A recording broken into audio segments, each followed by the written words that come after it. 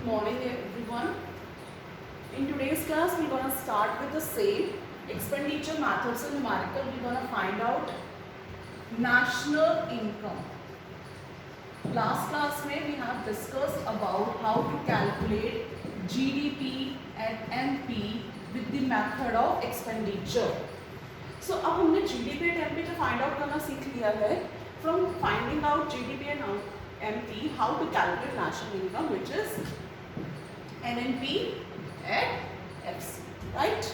तो same basically हम वही स्टेप यूज करेंगे GDP and MP find out करने के लिए. कौन कौन से एक्सपेंडिचर मेथड्स में आपके कंपोनेंट्स इंक्लूड होते हैं. First government final expenditure method. आपका गवर्नमेंट के जितने भी फाइनल कंजम्पशन एक्सपेंडिचर मेथड होते हैं वो कंपोनेंट सबसे पहले इंक्लूड होता था, right.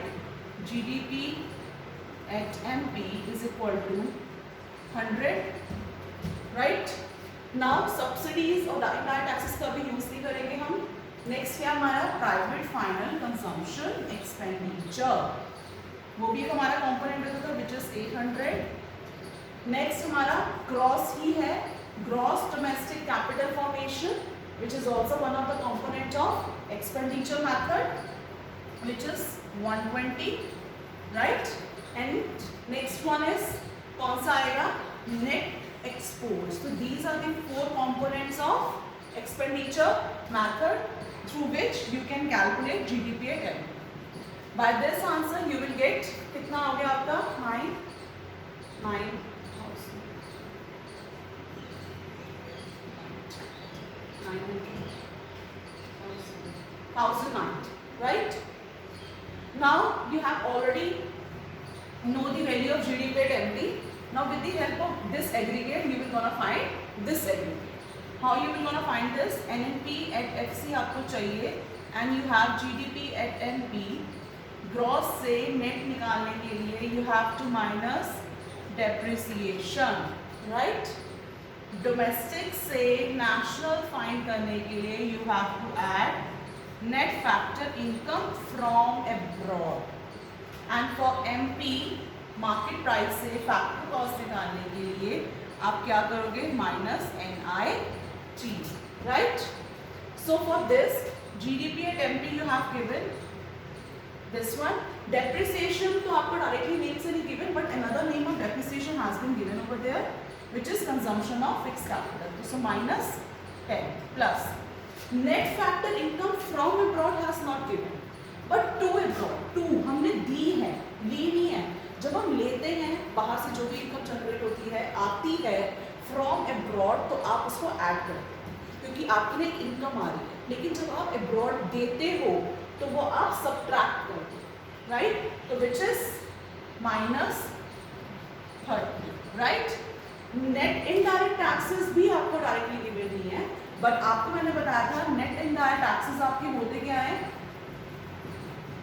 Indirect taxes minus subsidies, right.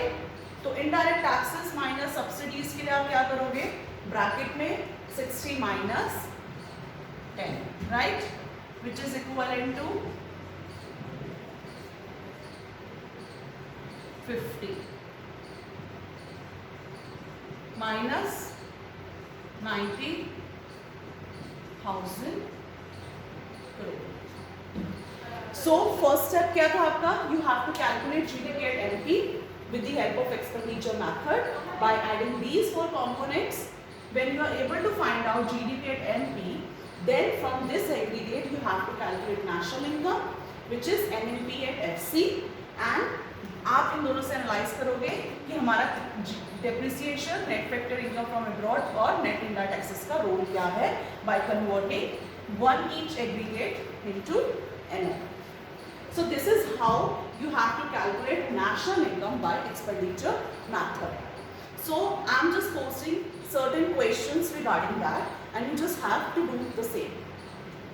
But simultaneously you moving to next method. First we have discussed expenditure method.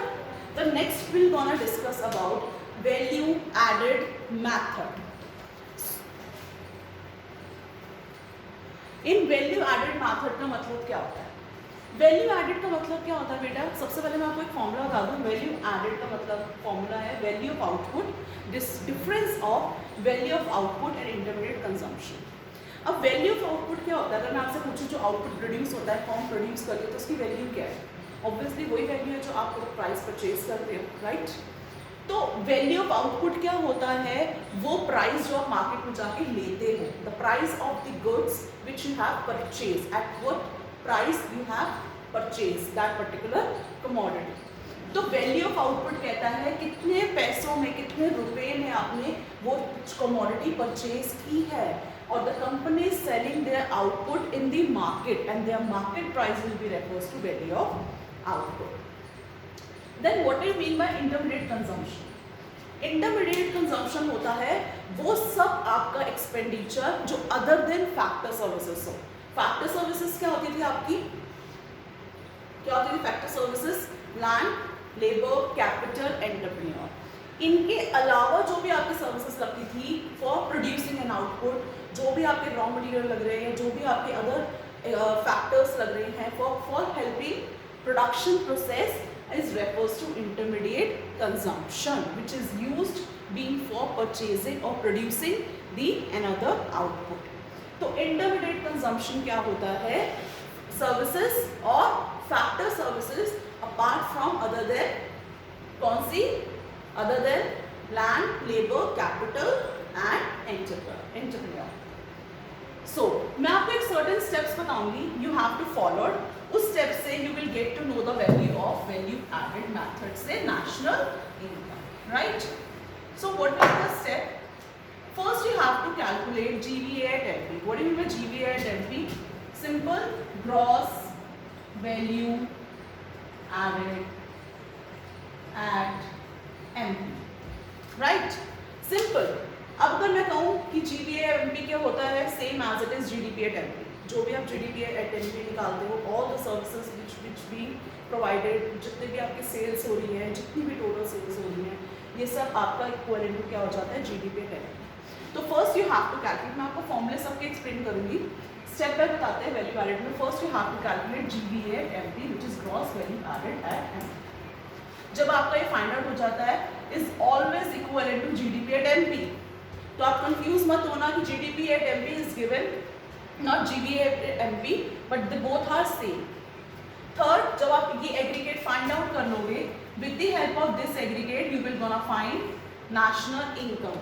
और आपको पता है national income के लिए अगर आपके पास एक aggregate है तो आप दूसरा aggregate कैसे calculate करते हो? For moving from gross से net आपको find करना है, minus depreciation, domestic से national find करना है, plus NFIA, मार्केट प्राइस से आपको फैक्टर कॉस्ट फाइंड आउट करनी है, माइनस NIT। जब आपके दिनों कैलकुलेट हो जाते हैं you will able to find out the national income with the help of value added method. But the question is कि आपको some time exactly value of output और एग्जैक्टली इंटरमीडिएट कंजम्पशन नहीं गिवन होता, तो उन केसेस में आप क्या करोगे? मैं आपको सारे केसेस बता रही हूँ। अगर आपको वैल्यू ऑफ आउटपुट नहीं गिवन है तो you just have to find out where it's being written sales and change in stock. Value of output का फॉर्मूला होता है sales plus change in stock. कभी कभार क्वेश्चन में सेल्स भी नहीं गिवन, तो सेल्स अगर गिवन नहीं है तो क्या होता है? जो भी आउटपुट है उसका प्राइस और उसकी क्वांटिटी गिवन होती है, क्योंकि सेल्स का मतलब ही क्या होता है? कितने प्राइस में क्वांटिटी आपने सेल की है। सपोज 100 क्वांटिटीज आपने सेल करी है एट प्राइस 5, तो 5 multiply 100 which is equivalent to 500, that will be the sales amount, right? So next, अगर आपको change in stock directly given नहीं है तो मैंने आपको ऑलरेडी बताया है from the starting point, change in stock is refers to opening stock, closing stock minus opening stock. So by applying these method you will able to find out sales and change in stock, and the summation of these two you will get value of output, right? So intermediate consumption की आप value कैसे find out करोगे? अगर आपको directly question में नहीं given है तो इंटरमीडिएट कंजम्पशन आप कैसे फाइंड आउट करोगे? कंजम्पशन मींस जितना भी आपने डोमेस्टिकली परचेज किया है, अगर आपको डायरेक्टली वैल्यू नहीं गिवन है तो just find out these two terms. जितना भी आपने डोमेस्टिक परचेज किया है और कितना आपने इंपोर्ट भी किया है, वो सब का समेशन आपका इंटरमीडिएट कंजम्पशन होता है, which is equaling to domestic purchases plus imports. So by finding out these two values, you are able to get to know the value added GVA at MP. GVA at MP अगर आपको मिल जाता है which is equal to GDP at MP. GDP at MP अगर आपको find out हो जाता है तो आपसे national income easily calculate हो जाएगी. So this is all about value added method. In next class we're going to discuss about the certain precautions which is as much similar with the expenditure method, certain precaution, but still we'll take a backup about that. So and the numericals of value added method, please note down all the things which I'm posting and give me the numerical portion positive. Thank you.